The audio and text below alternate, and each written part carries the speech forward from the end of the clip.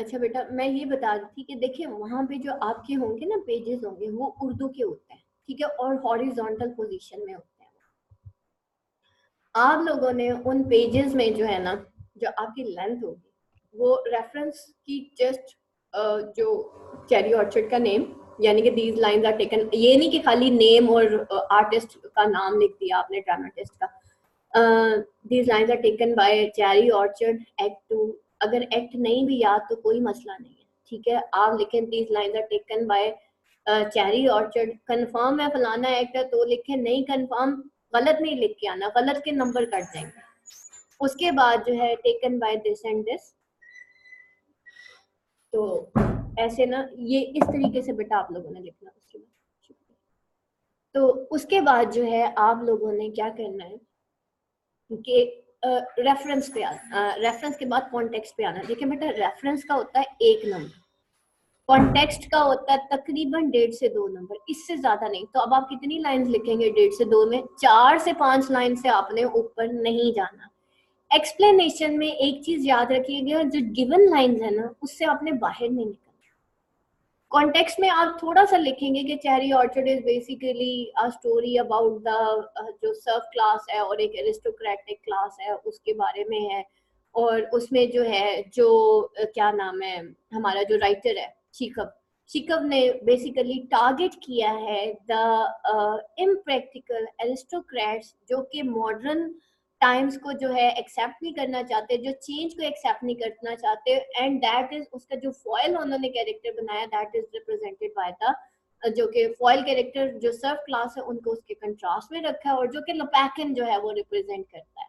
और in these lines लपैकन is basically focusing, या आप शीकव के बारे में लिखिए, शीकव is basically focusing through the character of Lapakin that how much change is important for the new emerging society, ठीक है, वो जो न्यू रशिया है उसके लिए चेंज कितना ज्यादा जरूरी है, और उनको चेरी ऑर्चर्ड को आप डायचेस में कन्वर्ट करना है। Now come to the explanation, ठीक है, जस्ट ये आपने सियाको सबाक लिख दिया, यही सियाको सबाक है बेटा इसका, इससे ज्यादा नहीं है। जो गिवन लाइंस हैं एंड पे जाके आपने उसका उससे रिलेटेड सियाको सबाक बताना है कि इन लाइंस में उसने बेसिक थीम क्या बताई है। उसके बाद आप आ जाए एक्सप्लेनेशन में। एक्सप्लेनेशन बेटा आप लोगों की जो है तकरीबन जो, अब देखें जब आप रेफरेंस और कॉन्टेक्स्ट लिखेंगे एक पेज आपका वहीं पे पूरा हो जाना है। एक्सप्लेनेशन आपके नेक्स्ट 2 पेजेस से ऊपर की नहीं होनी चाहिए, समझ आ गई? और उसमें आपने उन 2 3 4 लाइनों से बाहर नहीं निकलना। मेरी अभी कल परसों एक स्टूडेंट का फोन आया, वो मेरी पहले बैच की स्टूडेंट थी जिसके ड्रामा में पार्ट 2 के ड्रामा में उसके 75 मार्क्स आए, और उसकी 3 टाइम सप्ली आई थी। और लास्ट चांस जब था तो उस दिन उसको मैं मॉर्निंग पे बैठी फोन पे समझा रही थी, बेटा रेफरेंस टू कॉन्टेक्स्ट ऐसे करके आना।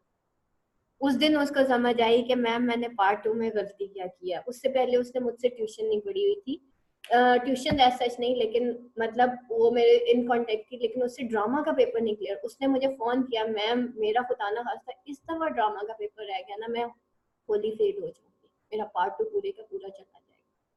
तो बेटा स्टूडेंट पार्ट 1 क्लियर करके इसलिए आ जाते हैं, वहां पे इतने कॉन्सेप्ट्स नहीं है। आपका जो पार्ट 2 है ना, स्पेशली ड्रामा, मैं क्यों आप लोगों को टेक्स्ट से ज्यादा मैं आपको क्वेश्चन आंसर्स पे फोकस कर रही हूँ, मुझे पता है भाई यहाँ पे स्टूडेंट मार खाते, ठीक है बेटा, that is basically depend upon. तो मैं उसको मॉर्निंग में उसको स्पेशली मैंने फोन किया, वो बड़ी परेशान थी। मैंने कहा बेटा ये रेफरेंस टू कॉन्टेक्स्ट का तरीका है, ये तुम्हारा पार्ट 2 में ऐसे करके अप्लाई होना है, ये वो पुराने वाला रेफरेंस टू कॉन्टेक्स्ट वाला। देखिए बेटा जो आपका ना क्लासिकल लिटरेचर थी ड्रामा पीडीपस टेक्स्ट का, एक हीरो, एक थीम थी, थीम ऑफ प्राइड थी, एरोगेंस थी, वो उसका डाउनफॉल था, चलो जी खत्म हो गया।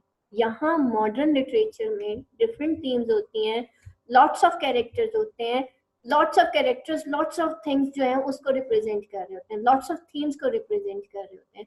सो आप वो जो क्लासिकल लिटरेचर का पेपर जिस तरीके से आपने हैंडल किया उस तरीके से बेटा मॉडर्न को हैंडल करने की कोशिश मत कीजिएगा, ठीक है? That is the concept. आपका पोइट्री 1 का पेपर, पोइट्री 2 का पेपर, और ये आपका ड्रामा 2 का पेपर। पोइट्री 1 का फिर इजी है, लेकिन आपका जो ड्रामा 2 है ना दैट इज टफ।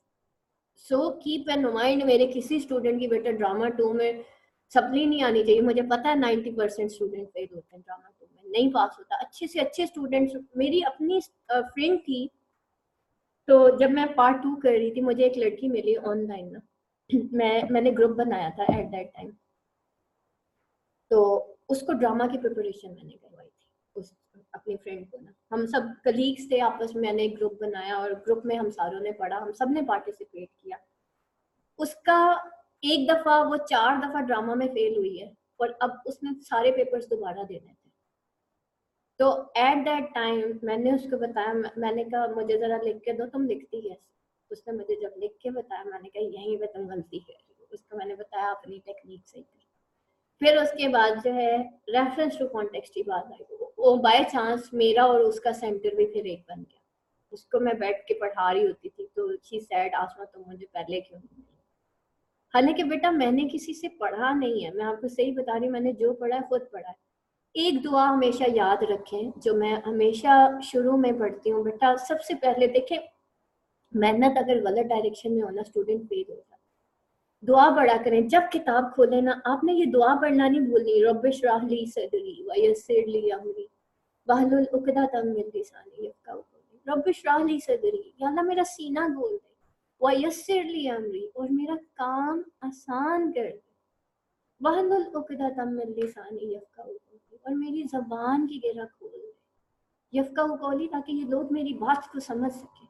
आपका क्या ख्याल है, मैं जो बोलती हूँ वो मैं अपने उससे बोल रही हूँ? नहीं, मैं रोज दुआ मांगती हूँ। मुझे पता था आज मैं नहीं बोल सकती, यहाँ तक मुझे हिम्मत किसने दी है? मेरे अल्लाह ने। आपसे का लेक्चर लेने से पहले सिर्फ मेरी लेक्चर लेने की नियत थी, मेरी तबीयत ठीक नहीं थी, सुबह से खांस रही थी, आधे सर में दर्द भी हो रहा था, लेकिन जैसे ही बेटा मैं दुआ पढ़ती हूँ मैं एक फॉर्म में आ जाती हूँ, क्योंकि मांगा ही अल्लाह से है, अल्लाह मुझे क्यों नहीं देगा? जब किताब खोलें बेटा, मेरी और आपकी इंटेलेक्ट से कहीं आगे मेरे अल्लाह की ज़ात है, उसका कौन है। उस वक्त मेरी इंटेलेक्ट फेल हो जाती है जब मेरे सर में दर्द होगा, जब मेरी तबीयत खराब होगी। लेकिन मैं इतनी बीमार हूँ और मेरे अल्लाह का कौन अगर मेरे साथ है, हाउ इज इट पॉसिबल कि मैं क्लास, इम्पॉसिबल कैसे हो सकता कि मैं क्लास ना लूं? मुझे पता था मैं इतनी लंबी बेटा मैं छुट्टी नहीं कर सकती, बिकॉज मुझे पता मेरे स्टूडेंट का मोरल डाउन होता है। बात होती है बेटा नियत की। सबसे पहले अपने इंटेलेक्ट को उठा के साइड में रखते हैं। एक चीज याद रखिए बेटा, मेरा इल्म जो है ना वो बड़ा नाकिस है, ठीक है? हमेशा अपने आप को नथिंग समझना। हर चीज पे एक ही जात हावी है और वो मेरे अल्लाह की है, ठीक है? समझ आ गई? मुझे नहीं लग रहा था आज मैं बोल पाऊंगी, लेकिन मुझे ये पता था कि मेरा अल्लाह मुझसे करवा देगा, ठीक है? रात से नियत की हुई थी ना, 2-3 दिन से नियत की हुई थी, नहीं पास पेपर में छुट्टी नहीं करनी मैंने, ठीक है? That is the thing. So keep your moral high, keep Allah with you, ठीक है? अल्लाह इज विद अस। मैं कामयाब होंगी अपने अल्लाह के कुन की वजह से, अपनी मेहनत की वजह से नहीं। मैम आसमा के पास आगे इसलिए आपने पास नहीं होना, आपने पास इस वजह से होना है क्योंकि अल्लाह हमारे साथ है, ठीक है? सो बेटा इन दुआओं को अपनी जिंदगी का हिस्सा बना। समझ आ रही है बात? समझ आ गई ना बेटा? तो कीप योर मोरल हाई। मेरे स्टूडेंट्स एमए इंग्लिश लिटरेचर की किताबें चाटने से पास नहीं होते, मेरे स्टूडेंट्स जो है अपने आप को स्ट्रेंथन करने की वजह से पास होते हैं। How can I let my students moral down? और रही बात एमए इंग्लिश लिटरेचर, बेटा पेपर अभी बहुत दूर है। आपका जो मैंने इस वक्त स्केड्यूल डिजाइन किया हुआ है, फिलहाल आपको शायद मुश्किल लग रहा होगा, मैं आपको बता रही हूँ at the end of the paper, जिस दिन आप पेपर देंगे ना, उस दिन देखिएगा ग्रुप के अंदर कितनी दुआएं मुझे स्टूडेंट्स देते हैं। इतनी दुआएं मिलती हैं तो आपकी मैम आज चल रही है बेटा, मैं आप लोगों की बेटा दुआओं की वजह से चल रही हूँ, ठीक है? ये जो इतने स्टूडेंट्स की दुआएं हैं ना, ये बेटा आप लोगों की वजह से। रही बात 40 मिनट की क्लास है, 45 मिनट की है, घंटे की है, मुझे इससे फर्क नहीं पड़ता। अगर बेटा मेरा टाइम ऊपर भी लगता है और मेरा स्टूडेंट स्टैंड कर जाता है ना, तो मैं स्टैंड करती हूँ। समझ आ रही है बात? तो बात ये होती है कि जिस बंदे को अपने एक कैपेबिलिटीज के ऊपर एक एतमाद होता है ना, अपने अल्लाह के ऊपर एतमाद होता है बेटा, वो गिरता नहीं। और देने वाली जात लेने वाली जात से कहीं आगे। ठीक है, सो कीप योर सेल्फ, मतलब अपने आप का अपना मोरल हाई करें। मुझे आ रहे हैं बीच में मतलब मैसेजेस आ रहे होते हैं, मैम हम परेशान हो गए, ये हो गया। बेटा क्या हो गया? ठीक है, परेशानी इंसान खुद लेता है, टेंशन यहाँ दिमाग में होती है। समझ आ गई बात? तो हर चीज का सोल्यूशन इज देयर। एक चीज याद रखिएगा बेटा, टेंशन नहीं लेनी, अपनी मेमोरी डिलीट कर दें, पेपर होने नहीं होने, और इस तरीके से पढ़ें। देखिए बेटा, मैं आपको कोई पास या फेल होने के लिए नहीं पढ़ा रही। मैं चाहती हूँ मेरा जो स्टूडेंट जब इस एकेडमी से निकले ना, वो एक न्यू दुनिया अपनी स्टार्ट करे, वो रोज जिए, वो रोज जो है अपनी एक नई एक मोटिवेटेड दुनिया, वो रोज अपने आप से एक वादा करे कि आज न्यू डे है, मुझे न्यू जो है दुनिया बनानी है। और बेटा बगैर सब्र के हम कुछ भी नहीं कर सकते। सब्र बहुत ज्यादा जरूरी होता है, बगैर सब्र के तो जन्नत भी नहीं मिलनी। ये क्या बात हुई, थोड़ा सा होमवर्क मिला हम एग्जॉस्ट हो जाते हैं? एग्जॉस्ट ही तो नहीं होता बेटा, हम पैदा ही काम करने के लिए हुए, फारिग रहने के लिए थोड़ी हुए। फारिग रहेंगे तो हमारी तो मशीन खराब हो जाएगी। ठीक हो गया ना? अपने आप को वार्म अप किया करें, नहीं भाई मैंने नहीं बैठना, मैंने काम करना है। और अपने साथ साथ औरों को भी काम लगाए। हमने चेरी ऑर्चर्ड से क्या सीखा है? टाइम की चेंज के साथ साथ, वक्त की जरूरत के साथ अगर हम अपने आप को चेंज नहीं करेंगे हम फेल हो जाएंगे। अभी वक्त की जरूरत क्या है? वक्त की जरूरत क्या है? वक्त की जरूरत ये है कि we have to make our self our spirit high, we have to make मतलब स्ट्रॉन्ग डिसीजंस, और हमें उसके ऊपर कायम रहना है। हमें अपनी स्पीड फास्ट करनी है, फिर ही तो बेटा हम आगे चलेंगे। ये वक्त की जरूरत है एट दिस टाइम। और मेरा बच्चा, मेरा स्टूडेंट, चाहे वो मेरी अपनी औलाद है, गिर जाए बेटा, हाउ कैन आई बियर? वो मेरे अपने बच्चे भी ऐसे हैं, they are just very strong. ठीक है, मेरे बच्चे का उस्ताद कहता है मुझे, एक दिन मैंने सर से पूछा मेरा बेटा कैसा जा रहा है क्लास में, उन्होंने कहा कि जी मैम माशाल्लाह आपका बच्चा ऐसा है, जब करता है तो पूरा काम करता, नहीं तो नहीं करता, ना करने वाला तो बच्चा ही नहीं। बेटा हम काम ही तो करने के लिए पैदा हुए। रिस्पॉन्सिबिलिटीज जो है ना बेटा, कमिटमेंट इज कमिटमेंट। छुट्टी क्यों नहीं करती? क्यों आप लोगों को ऑडियो लेक्चर शेयर करती हूँ? Because commitment is commitment. मेरी बीमारी का आपसे कोई ताल्लुक नहीं। आपकी जो जब आप लोगों को समझ नहीं आएगी ना, मैं उस वक्त टेंशन में आऊंगी। ठीक है, सो बेटा be committed to your life. एक दफा गिरते हैं दोबारा उठें, फिर गिरेंगे फिर उठें। और एक दिन से ज्यादा बेटा अपने आप को गिरने नहीं देना, मैक्सिमम 2 या 3। उसके बाद दोबारा अपने आप से वादा करें, फिर उठ जाए। दुनिया बेटा आप लोगों को तंग करेगी, तुम कुछ नहीं कर सकते, कोई कुछ कह देता है, कोई कुछ कह देता है, just delete this memories. Allah is with us. एक ही जात बेटा संभालने वाली है, वो अल्लाह की। मैंने जब पढ़ा था ना, आप यकीन करें, मैं सिर्फ एक दफा रीड आउट करके जाती थी, या वो पॉइंट्स है जो कभी कभी आप लोगों को शेयर कर देती हूँ कि बेटा ये मेरे पॉइंट्स हैं, यही बस पढ़ के जाती थी। उसके बाद सुबह सुबह उठती थी, फजर की नमाज के बाद मैं अल्लाह को सजदा करके जाती थी, या अल्लाह तेरे इल्म के आगे ना, मेरा इल्म बिल्कुल नाकिस है। मैंने जो पढ़ना था, जो नाकिस इल्म हासिल करना था, इतना पढ़ के भी अभी भी नाकिस है, या अल्लाह मेरा दिमाग खोल, या अल्लाह मुझे पास कर, या अल्लाह मेरी कामयाबी तेरे हाथ है, मैंने जो करना था सो कर दिया। बेटा उस वक्त अच्छे अच्छे पढ़े लिखों के लोगों के दिमाग जो है ना माऊफ हो जाते हैं जब एग्जामिनेशन शीट सामने आती है। और ऐसे स्टूडेंट्स के दिमाग चलते हैं जिनका मुझे पता भी नहीं होता कि यार ये कुछ कर भी पाएंगे कि नहीं कर पाएंगे। यकीन जाने, वो जो मारूफ है ना मेरी पहली स्टूडेंट, वो जब पहली दफा 5 पेपर क्लियर करके आई थी, मैं एकदम से हैरान रह गई थी। ठीक है, मुझे पता है वो कैसा स्टूडेंट है, लेकिन उसका दिमाग एग्जामिनेशन हॉल में चलता है। और मुझे नहीं लगता था ये बच्ची कभी सेकंड डिव दे सकेगी। अल्हम्दुलिल्लाह बेटा इस एकेडमी का रिकॉर्ड है, अभी तक किसी की भी सेकंड थर्ड डिव नहीं है, अल्हम्दुलिल्लाह। और ये करने वाली जात कौन सी है? अल्लाह की है।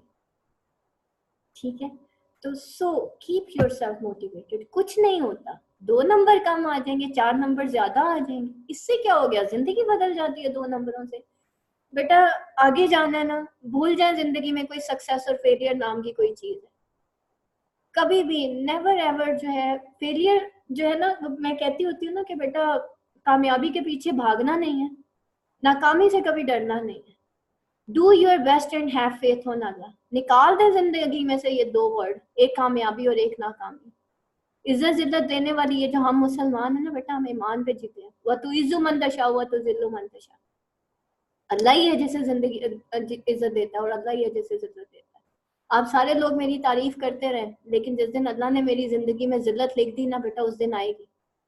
और आप सारे मिलके मेरी बुराई भी करेंगे, लेकिन अल्लाह ने मुझे अगर इज्जत दी है ना, तो आप यहाँ पे ये स्टैंप लग जानी है कि इस बंदे को इज्जत मिलनी है तो मिलनी है, बात खत्म हो गई। मेरी डिग्री की वजह से मेरी कोई इज्जत नहीं है, मेरी इज्जत मेरे अल्लाह की वजह से।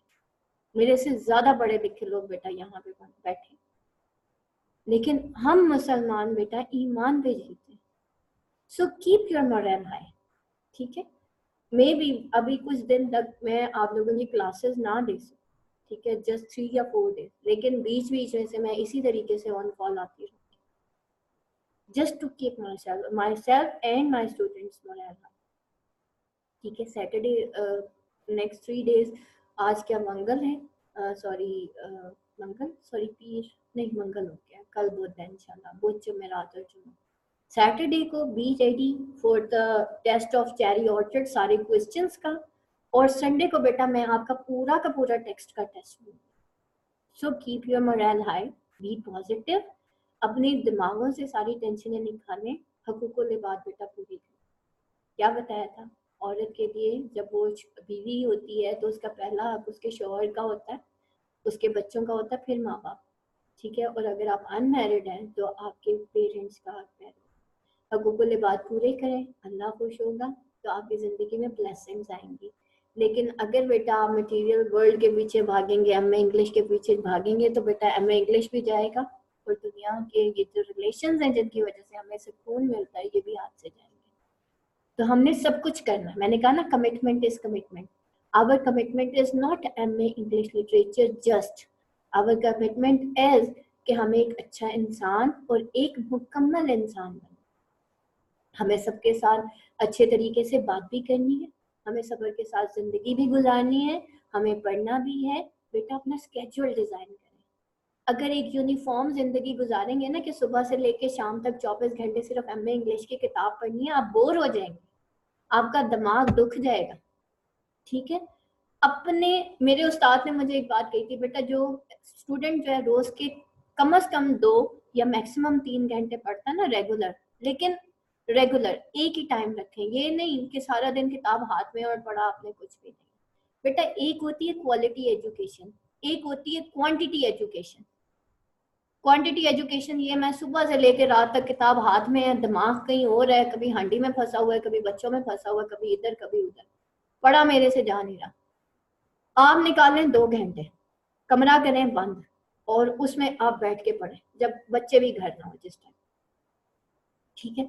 उसके बाद आप सारा दिन काम करें, भूल जाए दिमाग से कि कोई आप में इंग्लिश लिटरेचर नाम की कोई चीज भी है जिंदगी, ठीक है। और उसके बाद अपने घर को टाइम, आप देखें मैंने इसी तरह पढ़ा बेटा, सिर्फ मॉर्निंग टाइम पे पढ़ा करती थी, उसके बाद सारा दिन मुझे नहीं याद होता था मैं इंग्लिश लिटरेचर भी जिंदगी में कोई चीज, ठीक है, क्योंकि कामयाब होने के लिए नहीं पढ़ा था, सीखने के लिए पढ़ा था। जब ये इल्म आपके अंदर उतरेगा ना बेटा, हाथ उस दिन खुद ही चलेगा। ये इतने बड़े बड़े राइटर्स क्या लिखते हैं, वो उनके अंदर की कहानी बाहर आती है। आपके अंदर की कहानी जिस दिन बाहर आएगी ना बेटा, आप उस दिन एमए इंग्लिश, असल एमए इंग्लिश आता। मैंने हमेशा सेल्फ राइटिंग की है, just absorb it, just related with your life. Cherry orchard को अपनी लाइफ के साथ रिलेट करें। आपको क्यों मैं रिलेटेड कहानियां सुना रही होती हूँ, कभी कराची की, कभी पंजाब की, कभी सिंध की, क्यों सुनाती हूँ? Just relate each and every point with your existing life, जो आपके सामने एग्जिस्ट कर रहे हैं ना एक्सपीरियंसेस, इसके साथ कंपेयर करें ना, आपका विजन ब्रॉड होगा। विजन ब्रॉड होगा, दिल में आपके बात उतरेगी, दिल में उतरेगी, हाथ देखें कैसे चलता है। उस वक्त आपको रट्टा नहीं याद आना, उस वक्त आपको यही जो दिल में उतरी हुई बातें ना बेटा, ये निकलनी है बाहर, ठीक हो गया। Anything else class? अभी टेंशन कम हुई है आप सारों की कि नहीं हुई? हाँ जी क्या? यस यस मैम, जज़ाकल्लाह।